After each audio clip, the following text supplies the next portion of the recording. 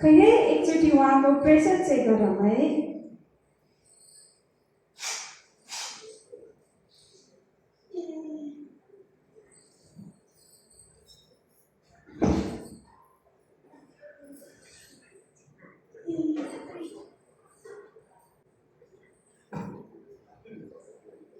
ओहो, उहाँको प्रेसर एकदमै कम भएछ, त्यसैले उहाँ चक्कर लागेर ढल्नु भएको। गर्भवती अवस्थामा हुनुहुँदो रहेछ। उहाँलाई अझै सजिलो ठाउँमा राख्नुहोस् न है। छोरा छोरीको माथि लगेर दाइलाई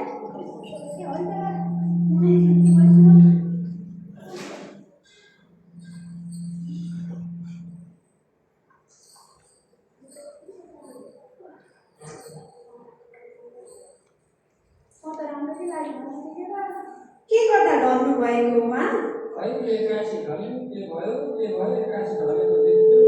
उहाँले घरमा निकै गरुङको काम गर्नुहुन्छ कि क्या हो? त्यस्तो भनेर हुन्न नि आमा, अहिलेको जमाना फेरिएको छ।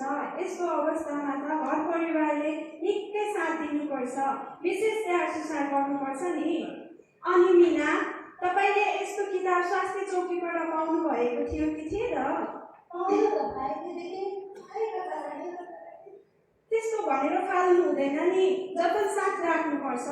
यो किताब देख्दा सामान्य देखिए पनि यसमा धेरै महत्त्वपूर्ण कुराहरू छन्। यो किताब चाहिँ मातृ तथा बाल स्वास्थ्य पुस्तिका हो। आमा र बच्चाको लागि जीवन स्तर गर्नको लागि तयार पारिएको पुस्तिका हो नि। यसमा गर्भ अवस्थादेखि बच्चा जन्मेको 9 वर्षको उमेरसम्मको आमा बुवा र परिवारको भूमिका सम्बन्धी महत्त्वपूर्ण जीवन उपयोगी सन्देश र सूचनाहरू समावेश गरिएका छन् नि। हजुरहरूलाई यसमा गर्भ अवस्था, सुत्केरी अवस्था, बच्चा जन्मिसकेपछि बच्चाले पाउनुपर्ने खोप, बच्चाको पोषण अवस्था, स्वास्थ्य समस्या, स्वास्थ्य स्याहार, साथै वातावरणीय सरसफाइ र व्यक्तिगत सरसफाइ सबै सेवाको विवरण यसमा लेखिएको हुन्छ।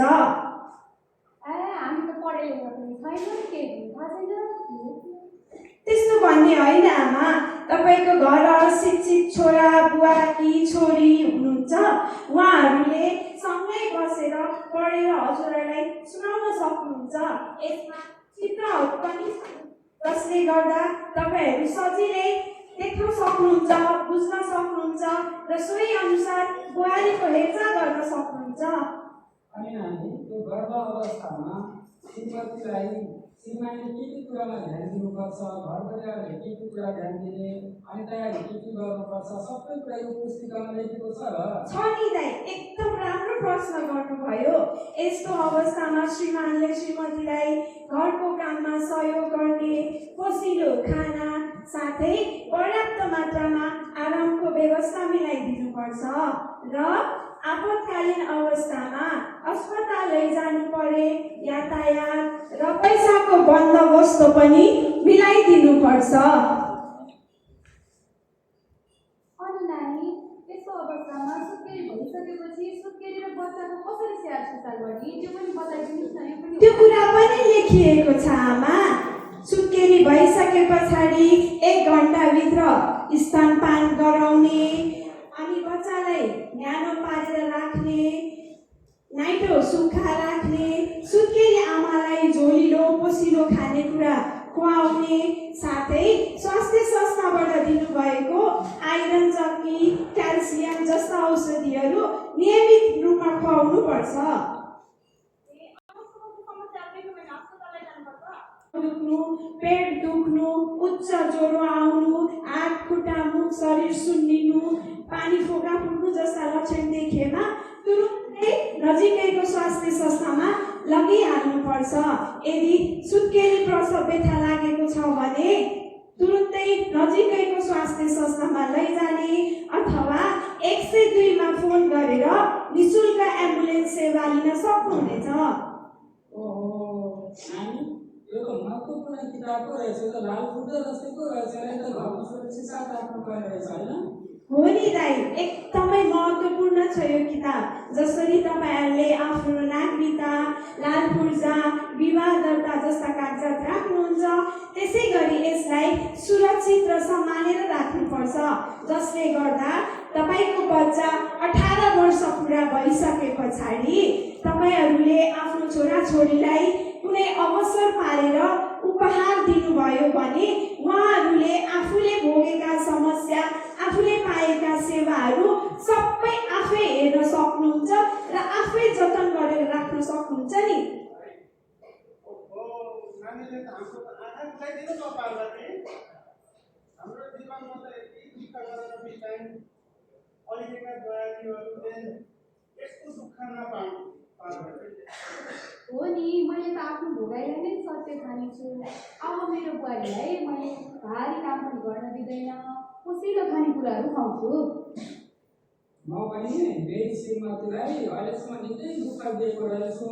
मोबाइल हेरेर बस्ने, कहिले कहिले चाहिँ टाइम नदिने, स्वास्थ्य पनि नजाने, स्याहार पनि नगर्ने ठुलो गल्ती गरेको रहेछु।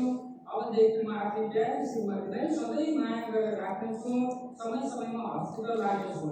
आहा, कति राम्रो कुरा गर्नुभयो हाम्रो हरिदाईले। सबैको श्रीमानले यस्तै बुझ्ने हुनुपर्छ र आफ्नो श्रीमतीलाई गर्भ अवस्थामा साथ दिनुपर्छ।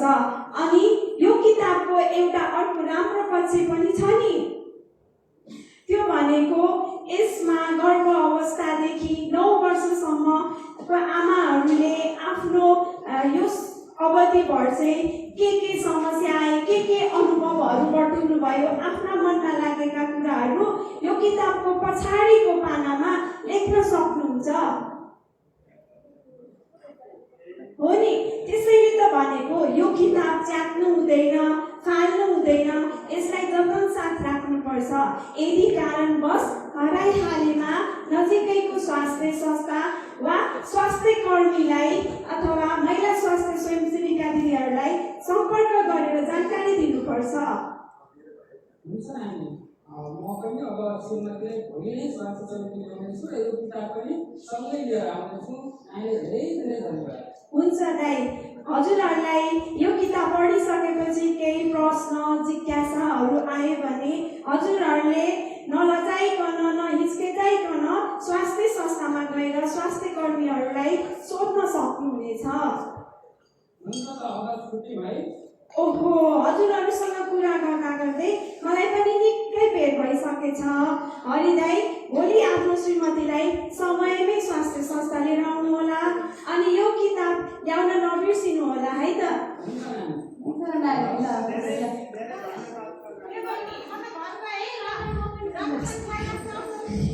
अब बुहारीको राम्रोसँग ख्याल गर्नुपर्छ। बुहारी स्वस्थ भएको नानीतिर स्वस्थ जन्मिन्छन् ल।